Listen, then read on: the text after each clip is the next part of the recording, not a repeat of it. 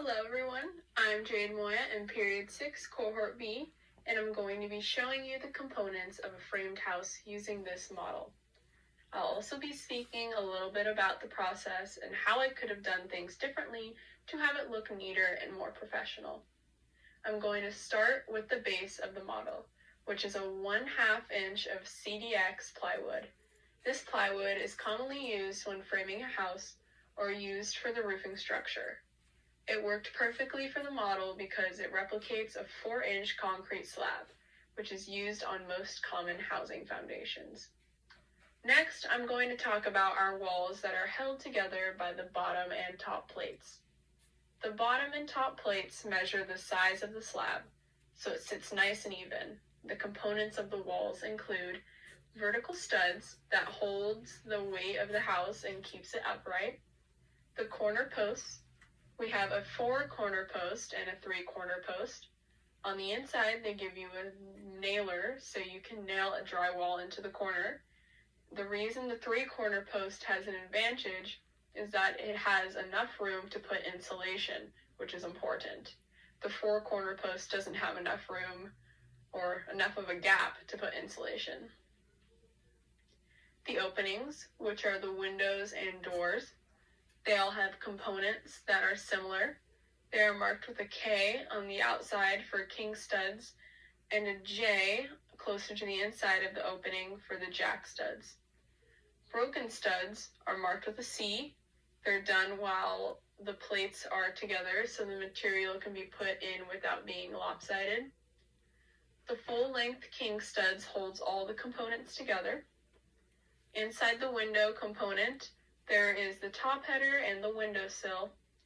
The windowsill is shaped into the jack studs so they can be shimmed and be able to move. The header usually isn't the right size and you'd have to place a piece of plywood in between, but we use cardboard for this particular model. In my case, I did not use cardboard because it came out to be the exact size I needed, so I will be honest in that case. The header's purpose is to hold the load to help the studs keep balance and not move out of place. We have a gable style roof, so it's slanted in 2 directions. Some roofs are slanted in 1 direction, maybe 3 directions, but in this case it's 2 directions. Here's the gable end. We can see the top of the ridge beam. There are little gaps that sit on the double top plate. The double top plate wraps around the 2 walls on the sides as well. The triple plate is a ceiling joist. The lip allows you to put drywall so you have something to nail into. All the end studs are notched.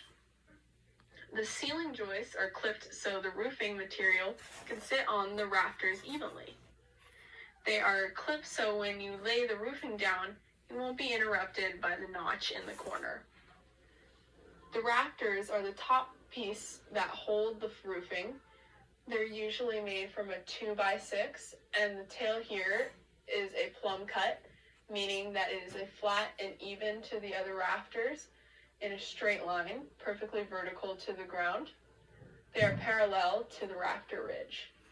The ceiling joists, the rafter, and the ridge make a triangle, as you can hopefully see here. Now we're going to be talking about the bird's mouths. I'm going to give a heads up. I had a very hard time working with these bird's mouths. It was a learning process and I know I could have done much better, but now I know what I could have done differently as well. As you can see with my bird's mouth, it is definitely not even. I had some issues with having my studs even because I used hot glue, and hot glue is thick, so it made my studs uneven. It was uneven enough that it turned out to be the way it looks. A bird's mouth should sit evenly and not have any gaps. The purpose of the bird's mouth is so when a roof is being installed, it can hold it up and have everything sit evenly together. It stops the walls from wanting to fall outwards, and it catches the walls to stay in. I definitely learned a lot from this model project, from making the blueprints to actually building it. If I could, I would definitely try building this again. Thank you for listening.